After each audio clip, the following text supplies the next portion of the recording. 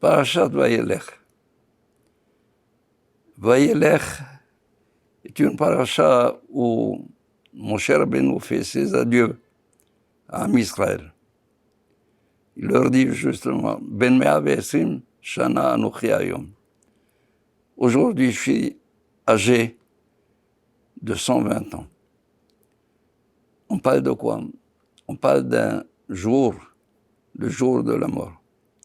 Le jour du 7 Adar, l'année 120e de Moshe Rabbeinu. C'est le jour de sa naissance, c'est le jour de la mort. Quand il dit Ben Mea ve'esrim shana, je suis âgé aujourd'hui de 120 ans, ça veut dire 120 ans bouclés, finis, depuis le jour de la naissance jusqu'à ce jour où il doit monter au ciel. Et il va au-devant des Bnei Israël. Il va dire ses adieux. Les Hachamim disent qu'il a été de tente en tente, de maison en maison, de famille en famille, pour leur dire au revoir. Et c'est dans cette paracha où justement, avant de les quitter, on parle de la succession de Moshe. Il passe le pouvoir. Il fait une passation de pouvoir extraordinaire à Yehoshua. Yehoshua, c'était un Shabbat, parce qu'il faudrait dire que Moshe Rabbeinu est parti un jour de Shabbat.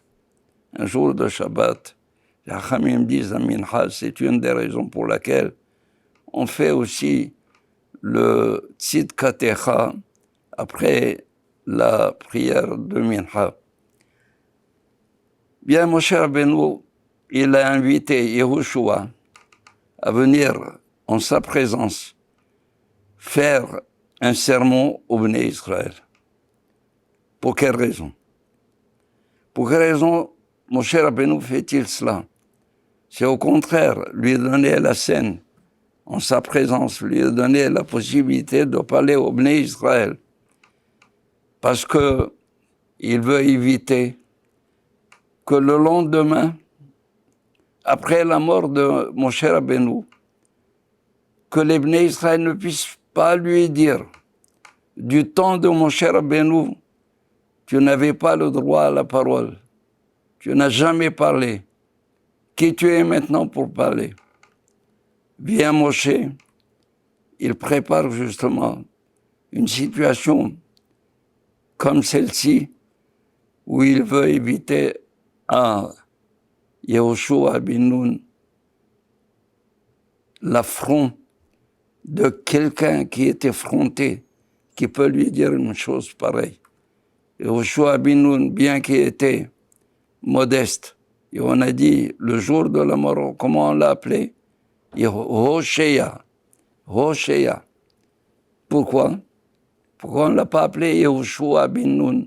Et Hoshéa, c'est pour dire qu'il est resté aussi petit, aussi humble qu'il était au début. Puisque, rappelons-nous, c'est au moment de l'envoi des Meraglim que Moshe Rabbeinu a donné à Hoshéa le nom de Yehoshua. Lui a ajouté un yud pour l'agrandir. C'est le yud de Sarai, c'est le yud de la tzadeket Sarai. Eh bien, le jour de la mort, il est resté Hoshéa, comme il était auparavant. Eh bien, voilà un futur chef qui ne va pas du tout rendre sa tête grosse. Non, il garde une tête petite. Il est exactement comme il était au début, Hoshéa bin Nun. Et pourtant, c'est lui le chef. C'est lui qui prendra le flambeau. C'est lui qui fera la conquête du pays d'Eretz Israël. C'est lui qui va le donner en héritage à tout le peuple d'Israël. Voilà, merci.